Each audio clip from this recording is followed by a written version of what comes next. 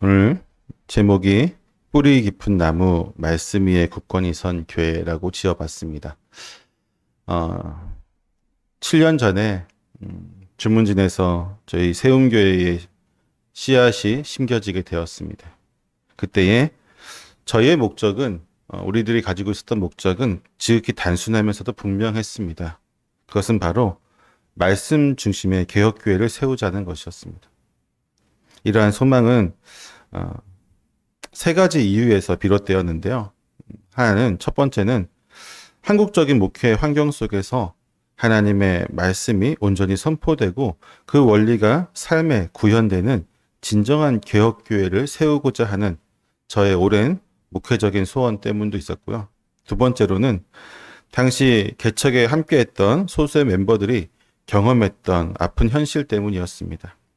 그분들의 이야기를 종합해 보면 이전에 다니던 교회들이 매우 비성경적이었고 비신앙적인 모습이었음에도 불구하고 그릇된 가르침을 지적하거나 바로 잡으려고 하는 이들이 없었다는 것입니다. 예를 들어서 한 가지 충격적인 사례를 말씀드리자면 그 교회는 제 세례를 넘어서 3번, 4번 자신이 원하면 언제든지 세례를 반복해서 주는 그러한 교회였습니다. 이는 성경이 명확히 가르치고 있는 세례의 단회성과 유일성을 정면으로 부정하는 심각한 왜곡이고 사실상 이단에 가깝죠.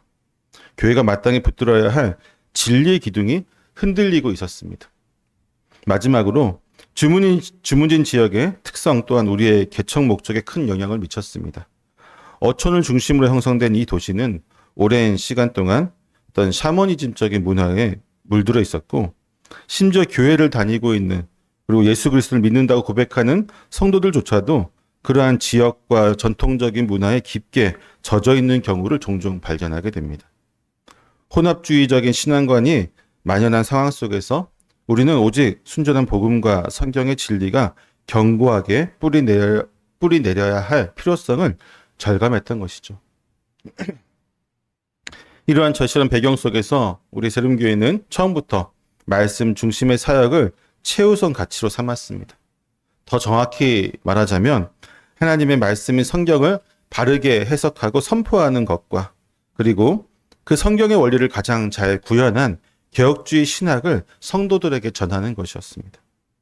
개척을 준비하며 교회의 근간이 될 정관을 만들 때에도 우리는 단순히 법적인 조항들을 나열하는 것이 아니라 매주 오후 시간을 할애해서 각 항목에 대한 개혁신학에 전하는 교회 정치의 원리를 상세하게 제가 강의를 했었고 또 모든 성도들의 동의를 얻어서 정관 하나하나를 작성하고 신중하게 확장을 지었었습니다.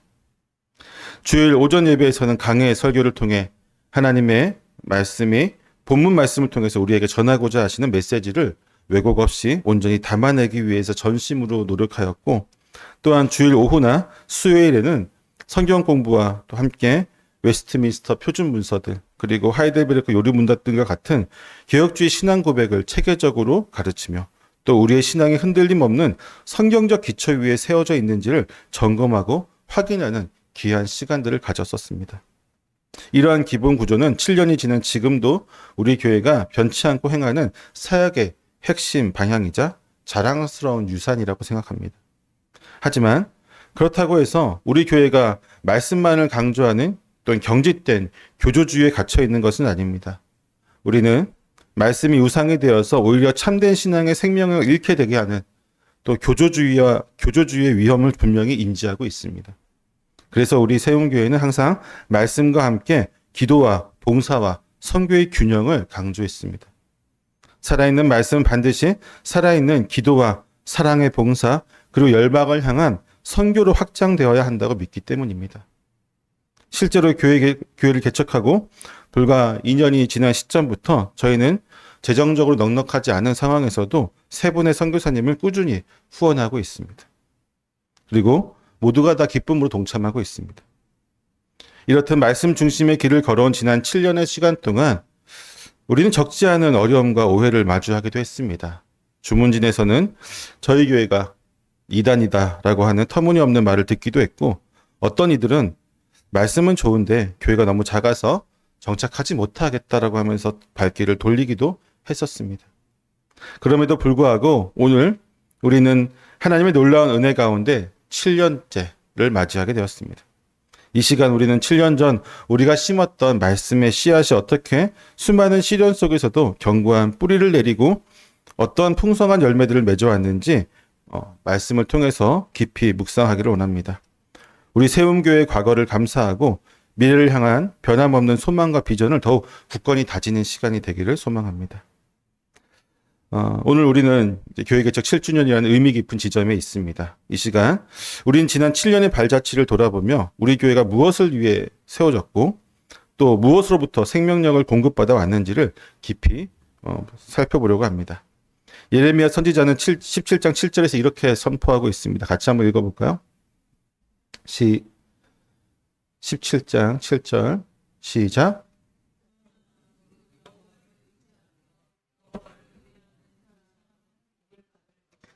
아멘.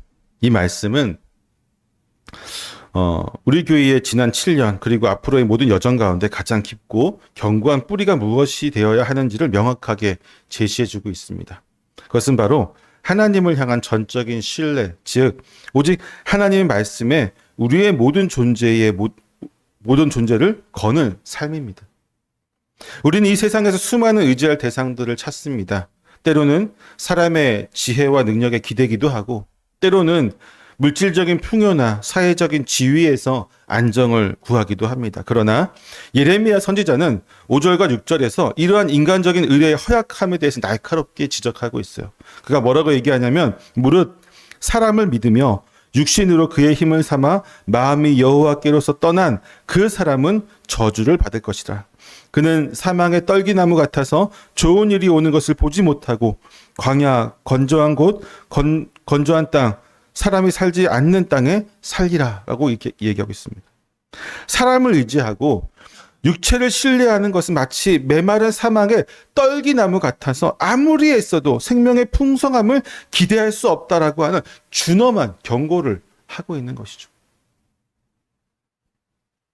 교회 개척의 여정은 때때로 이 사막의 떨기나무처럼 연약하고 위태로워 보일 때가 있었습니다. 재정도 부족했고 또한 우리가 뭘 하려고 해도 인력이 너무 부족했습니다. 예측할 수 없는 외부의 도전들이 우리의 앞을 종종 막기도 했습니다. 그러나 그 모든 순간 속에서 우리 교회가 좌절하지 않고 오늘에 이를 수 있었던 것은 오직 변함없이 신실하신 하나님만을 의지하고 그분의 말씀에 뿌리를 내렸기 때문입니다. 개척 초기에 모든 것이 불확실하고 불안정하였던 그 순간에도 우리가 붙들 수 있었던 유일한 희망과 힘은 바로 하나님의 약속인 말씀에 있었던 것이죠. 여호와를 의지하고 의뢰한다. 이것은 우리가 하나님의 말씀을 우리 교회의 모든 사역과 성도 개개인의 삶의 절대적인 기준으로 삼는 것을 의미합니다. 시편 기자는 119편 105절에서 이렇게 말씀하고 있어. 주의 말씀은 내 발의 등이요 내 길의 빛이니이다. 말씀은 우리가 걸어가야 할 길을 밝히는 등불이며 우리가 나아가야 할 방향을 제시하는 나침판과도 같습니다. 마치 나무가 땅속 깊이 뿌리를 내려서 영양분을 흡수하듯이 우리 교회는 지난 7년간 하나님의 말씀으로부터 영적인 생명력을 끊임없이 공급받으며 지금에 이른 것이죠. 강단의 설교를 통해 선포된 하나님의 살아있는 말씀, 성도들이 가정과 소그룹에서 매일의 삶 속에서 말씀을 묵상하고 나누었던 그 시간들, 그리고 그 말씀에 순종하려고 애썼던 모든 순간들이 바로 우리 교회의 가장 깊고 견고한 뿌리가 되었습니다. 지난 7년 동안 우리 교회가 걸어온 길을 돌아보면 수많은 예기치 못한 도전들과 어려움들이 있었습니다. 때로는 정말로 이 사역이 지속될 수 있는가, 우리 교회가 온전히 세워져 갈 수 있는가라는 두려움 속에 염려가 가득하기도 했었습니다. 때로는 또한 성도들 간의 작은 오해나 갈등들이 우리 공동체의 연약함을 드러내기도 했습니다. 외부로부터의 비난이나 오해 혹은 세상의 유혹과 가치관의 충돌 속에서 우리는 흔들릴 수도 있었습니다. 그러나 그 모든 순간 속에서 우리가 사람의 지혜나 세상의 방법을 따르지 않고 오직 주님께 우리의 시선을 고정하고 그 말씀에 귀를 기울였기 때문에 하나님께서는 우리에게 모든 것을 채워주시고 바른 길을 인도하시고 우리를 지켜주시고 안전하게 보호하셨던 것입니다. 예상치 못한 곳에서 정말로 여러분 잘 아실 거예요. 정말로 예상하지 못한 곳에서 재정이 갑자기 채워지기도 하고 관계의 회복이 일어나기도 하고 새로운 영혼들이 공동체 안에 들어오는 놀라운 은혜들을 경험합니다. 이 모든 경험들은 우리 교회가 말씀에 깊이 뿌리 내린 증거이자 앞으로의 모든 여정 속에서도 우리가 오직 하나님만을 의뢰해야 할 분명한 이유가 됩니다. 히브리서 4장 12절은 하나님의 말씀은 살아있고 활력이 있어 좌우의 날선 어떤 검보다도 예리하여 혼과 영과 및 관절과 골수를 찔러 쪼개기까지 하며 또 마음의 생각과 뜻을 판단하나니라고 말씀하고 있습니다. 이 살아있는 말씀이 그리고 이 살아있는 말씀이 살아서 우리 교회 가운데 임할 때에 그 우리 교회에 뿌리고 또 우리의 교회가 온전한 생명력을 가질 수 있게 되는 것이죠. 예레미야 17장 8절의 앞부분을 한번 볼까요? 한번 다 읽어보겠습니다. 시작.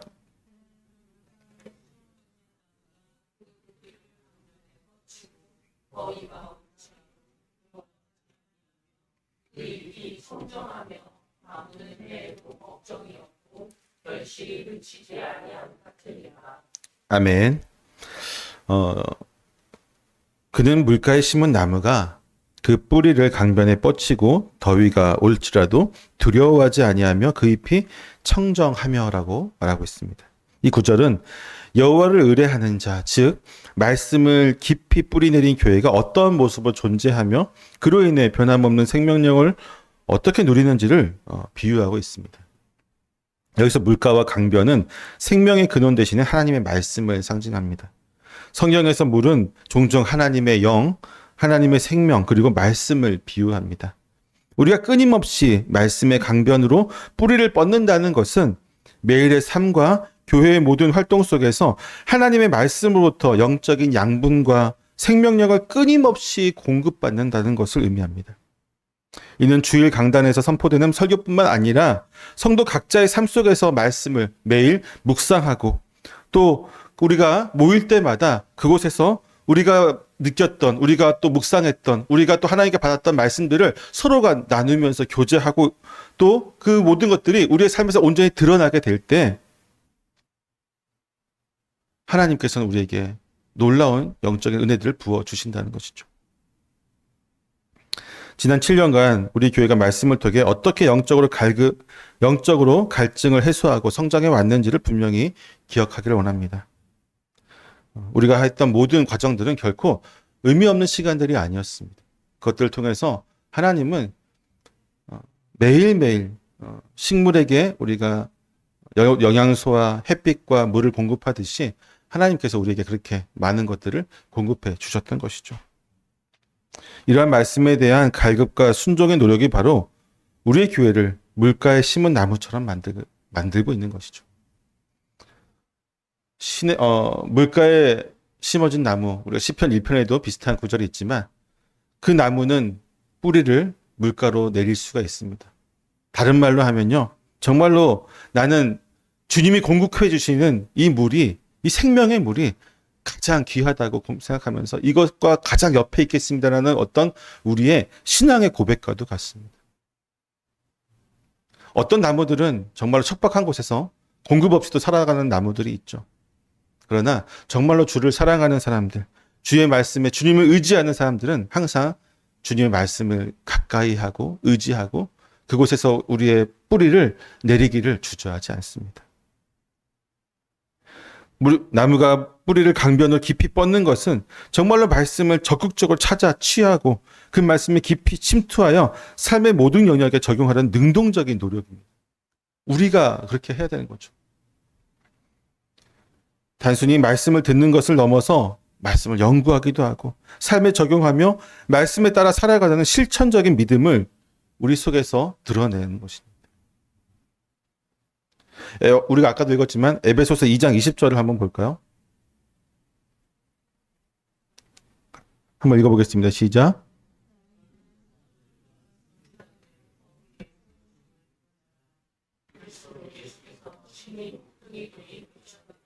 아멘. 사도들과 선지자들의 터 위, 그것이 무엇일까요? 바로 하나님의 말씀입니다. 사도들과 선지자들의 터라고 하는 것은 하나님께서 그들에게 영적으로 임하셔서 영감을 주셔서 그들이 하나님의 말씀을 쓰게 했던 바로 이 성경이 모든 교회의 기초가 되어지고 모든 교회는 결국 그 말씀 위에서 세워져야 된다고 하는 것을 우리에게 가르쳐주고 있습니다. 즉 하나님의 말씀이라고 하는 견고한 터 위에 세워져야만 온전한 교회가 될 수 있다고 하는 것이죠. 그 모퉁이 돌이 대신 예수 그리스도를 중심으로 끊임없이 지어져 가는 것입니다. 이 터는 세상의 어떤 흔들림에도 무너지지 않는 견고함을 제공합니다. 더위가 올지라도 두려워하지 아니하며 그 잎이 청정하다는 구절은 말씀에 깊이 뿌리내린 교회가 외적인 시련과 어려움 속에서도 흔들리지 않는 강인함을 보여줍니다. 교회 개척 7년의 시간 동안 세상의 박해와 여러 문제들, 교회의 성장통, 또한 성도들의 개인적인 시험과 다양한 형태들의 더위가 교회에 찾아왔었습니다. 그러나 뿌리가 깊은 나무가 가뭄에도 마르지 않듯이 말씀에 굳건히 선 우리 교회는 그러한 시련 속에서도 좌절하지 않고 오히려 말씀을 통해 힘을 얻고 더욱 단단해졌습니다. 마태복음 7장 24절에서 25절 말씀에서 예수님은 이렇게 말씀하십니다. 그러므로 누구든지 나의 이 말을 듣고 행하는 자는 그 집을 반석 위에 지은 지혜로운 사람 같으니 비가 내리고 창수가 나고 바람이 불어 그 집에 부딪히되 무너지지 아니하나니 이는 주추를 반석 위에 놓은 까닭이요라고 말씀하고 있습니다. 우리 교회가 지난 7년간 겪었던 크고 작은 시련 속에서도 오직 말씀이 어떻게 우리를 지탱하고 견고하게 만들었는지 우리는 생생하게 증언할 수 있습니다. 이는 말씀의 불변성과 강력한 능력을 증거하는 중요한 부분입니다. 말씀은 우리를 흔들리지 않는 반석 위에 세우셨고 그로 인해 우리는 어떤 환경 속에서도 푸른 잎을 유지하며 지속적으로 성장할 수 있었습니다. 예레미야 17장 8절 뒷부분에서 가뭄은 해에도 걱정이 없고 결실이 그치지 아니함 같으니라고 말씀하고 있습니다. 이 말씀은 말씀에 깊이 뿌리 내린 교회가 맺은 영적이고 실제적인 풍성한 열매들을 보여줍니다. 심지어 가장 어려운 시기에도 하나님께서 주시는 은혜로 말미암아 결실이 끊어지지 않음을 강조합니다. 가뭄은 해는 극심한 어려움과 결핍의 시기를 의미합니다. 교회는 항상 이러한 부분들이 있습니다. 성장하는 교회도 마찬가지고요. 이미 성장한 교회도 마찬가지고 개척교회는 더 하겠죠. 사단은 끊임없이 우리를 넘어뜨리려고 합니다. 하나님의 말씀으로 견고히 세워지는 교회가 이 땅에서 사라지는 것이 그들의 목적이기 때문이죠. 그들이 원하는 것들은 어떨 걸까요? 교회가 말씀이 세워지지 않는 겁니다. 인간들의 모임이 되기를 원합니다. 사단은 교회를 없앨 수는 없으니까 그들이 하고 싶어 하는 것은 이 교회가 하나님이라고 하는 굳건한 말씀 위에 뿌리를 내는 것이 아니라 인간적인 모임이 되길 원하고 세속적인 모임이 되길 원하고 또한 사단의 주구가 되기를 원합니다. 말씀에 뿌리 깊이 내린 교회는 외적인 번영을 넘어서 내적인 내면의 영적인 풍성함을 경험하게 됩니다. 결코 친목 모임이 되지 않아요. 이 가운데 모이게 되면 처음에는 어떻게 할지 모르겠어요. 처음에 만나서 반갑습니다 인사하고 어제 뭐 했어요. 뭐 이번 주에 무슨 일 했습니다. 하면서 자기 개인적인 얘기도 하고 뭐 때로는 이번 주에 어떤 영화를 봤는데 너무 기뻐서 이런 얘기도 하겠지만 결국 말씀 안에서 뿌리 깊게 영성이 내린 성도들은 그 말씀의 교제 가운데 끝에서는 말씀으로 귀결될 수밖에 없어요. 내가 은혜 받은 말씀을 나누지 않을 수는 없습니다. 내가 경험했던 하나님의 한 주간의 삶에서 그분의 인도하심을 나누지 않을 수 없는 거죠.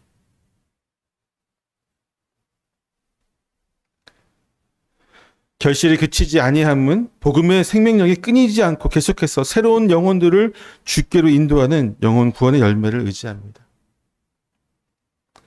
요한복음 15장 5절에서 예수님은 나는 포도나무요 너희는 가지라. 그가 내 안에 내가 그 안에 거하면 사람이 열매를 많이 맺나니 나를 떠나서는 너희가 아무것도 할 수 없습니다라고 말씀하십니다. 말씀이 살아 움직이는 교회는 그리고 성도는 필연적으로 복음의 능력을 세상에 흘려보내고 잃어버린 영혼들을 예수 그리스도께 인도하게 됩니다. 교회가 지역사회에 복음을 전하고 또 섬기기 위한 노력했던 다양한 사역은 또한 지역사회가 하나님께 영광을 돌리는 일들이 될 것입니다.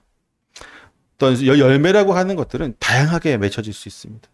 그러나 다양하게 맺어진 열매들이 궁극적으로는 교회 가운데 온전한 하나님의 역사들이 이루어지게 되는 것이죠. 결국 우리가 말씀을 통해서 살아갈 때에 우리 안에 사랑이라는 열매 또는 자비와 양선과 온유와 인내와 기타 등등의 이런 열매들이 맺어질 때 그것은 교회를 통해서 하나님을 믿는 성도들이 더 많아지는 열매로 귀결되어지게 되는 것이죠.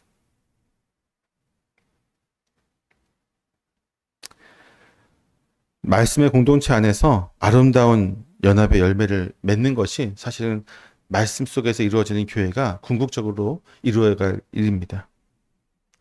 고린도전서 12장 12절 이하의 말씀처럼 우리는 그리스도 안에서 한 몸을 이루는 지체들입니다. 말씀 안에서 서로를 용납하고 섬기고 또는 세워주고 때로는 함께 울고 함께 웃기도 하는 진정한 공동체를 이루어가는 모습은 이 시대의 가장 아름다운 결실 중 하나일 것입니다. 이것이 말씀의 기초 위에 세워질 때에 이루어지는 아름다운 공동체의 모습이죠. 만약에 여러분 말씀이 우리 안에 뿌리내리지 않았다면 어떻게 되었을까요? 남을 용납하고 섬기고 세워주기보다는 아마 남 위에 서고자 하고 내가 그의 섬김을 받고자 하고 또한 세워진 사람을 끌어내리기 위해서 모략을 쓰지 않겠습니까? 웃고 울고보다는 오히려 분노하고 시기하고 질투하는 것이 교회의 뿌리가 되어질 수도 있을 것입니다. 그러한 인간적인 모든 것들이 교회 안에 없을 수는 없겠지만 그런 모든 것들보다 더 굳건하게 우리를 붙들고 있는 것이 하나님의 말씀이 되어질 때 이렇게 아름다운 공동체가 되고 저희는 그래도 이런 아름다운 공동체를 이루고 있다라고 자부하고 있습니다.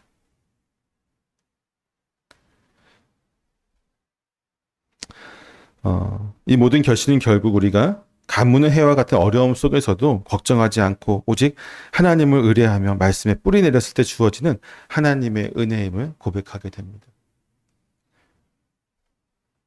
오늘 우리 교회는 교회 개척 7주년을 맞이해서 예레미야 17장 7절과 8절의 말씀을 통해서 말씀 위에 굳건히 선 뿌리 깊은 나무와 같은 교회의 축복을 함께 나누어 보았습니다. 지난 7년의 시간은 우리가 오직 여호와를 의뢰할 때 비로소 참된 생명력을 얻는다는 진리를 깨닫게 되는 여정이었습니다. 인간의 연약함과 세상의 파도 속에서도 우리는 하나님의 말씀이라고 하는 견고한 반석 위에서 뿌리를 내렸고 그로 인해 어떤 더위와 가뭄 속에서도 마르지 않는 생명력과 끊이지 않는 결실을 맺을 수 있었습니다. 우리는 지난 7년간 우리 교회를 인도하시고 붙들어 주신 하나님의 신실하심에 진심으로 감사와 찬양을 드려야 할 것입니다. 개척 초기의 막막함 속에서도 비성경적인 가르침이 만연한 시대 속에서도 그리고 샤머니즘적인 문화가 스며든 지역 산실 속에서도 우리 교회는 오직 하나님의 말씀이 살아 움직이는 공동체로 존재하고 또 그렇게 존재하고자 노력하고 몸부림쳤습니다. 강해 설교를 통해 진리를 선포하고 또한 웨스트민스터 표준 문서들을 통해서 온전한 신앙 체계를 다지고 기도와 봉사와 선교의 균형을 잃지 않고 또 하나님의 나라를 세워가기 위해서 애썼습니다. 때로는 이단이라고 오해도 받고 때로는 외적인 성장의 더딤으로 인해서 낙심할 뻔한 순간들도 많이 있었습니다. 그러나 그 모든 과정 속에서 우리는 하나님의 말씀이라고 하는 생명의 강물에 더욱 깊이 뿌리를 뻗을 수 있는 시간이었습니다. 오히려 그렇기 때문에 이러한 모든 가뭄과 더위가 있었기 때문에 우리는 더 말씀에 다가가고자 하는 우리의 뿌리를 더 하나님의 생명이 있는 그 강가에 내리고자 하는 간절함이 있었던 것이죠.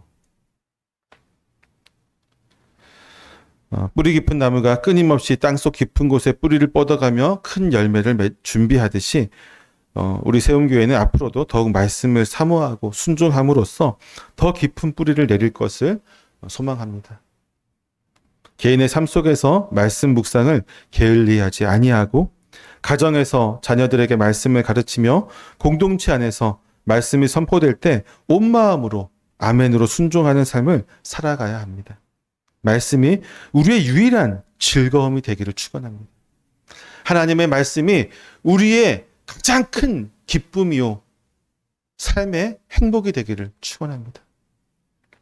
우리의 모든 생각과 행동을 인도해 주시는 온전한 기준이 되어지기를 원합니다. 우리가 계속해서 말씀에 깊이 뿌리를 내릴 때 우리 교회는 세상의 어떤 풍조와 시련에도 흔들리지 않는 견고한 반석 위의 교회가 될 것입니다. 비록 세상은 더욱더 혼란해질 것이고 신앙의 도전은 너무나도 거세질 것입니다. 지금 이번에 제가 이단 전체 이대위원들 전체 모임 갔다 오면서 느꼈던 것 중에 하나가 뭐냐면 앞으로 한국교회가 심각한 도전을 받을 것이 두 가지가 있어요. 이것을 막지 못하면 한국교회는 완전히 무너질 수도 있습니다. 그 두 가지가 무엇이냐면 바로 동성애와 유신진화론 이 두 가지입니다. 이게 왜 무서울까요? 동성애와 유신진화론에 가장 많이 노출되어 있는 신자들이 바로 10대, 20대, 30대이기 때문입니다. 젊은 성도들이 여기 많이 노출될 수밖에 없는 상황입니다. 그리고 이 사람들이 20년, 30년, 20년, 10년, 20년 후에는 교회의 중추가 될 거예요. 근데 이 사람들이 동성애와 유신진화론에 물든 상태에서 교회가 그들의 중추가 되어진다면 한국교회는 반드시 뿌리가 없어질 것입니다. 때문에 우리가 그러한 도전들, 정말로 심각한 도전인데 유신진화론과 이 동성애가 이 심각한 도전에서도 교회가 흔들리지 않고 온전히 세워지는 것은 다른 것이 아닙니다. 선지자들과 사도들의 터 위에, 즉 말씀 위에 교회가 굳건히 서가는 이것밖에 없어요. 사랑하는 세원교회 성도 여러분, 지난 7년 동안 말씀으로 뿌리 깊이 내린 것에 감사하며 앞으로도 더욱 말씀을 사모하고 순종하여 더 깊은 뿌리를 내리시기를 축원합니다. 말씀 위에 굳건히 서서 이 시대의 빛과 소금이 되는 교회가 되기를 원합니다. 하나님의 영광을 온전히 드러내는 아름다운 공동체가 되기를 원합니다. 주님이 다시 오시는 그날까지 그치지 않은 결실을 맺는 뿌리 깊은 나무로서 우뚝 서기를 간절히 소망합니다. 이 모든 일은 오직 우리를 사랑하시고 신실하게 인도하시는 하나님 아버지의 은혜와 그분의 말씀의 능력으로 가능합니다. 그 안에 머무시고 또 사모하고 온전히 순종하며 나아가는 저와 여러분 되시기를 축원합니다. 기도하겠습니다.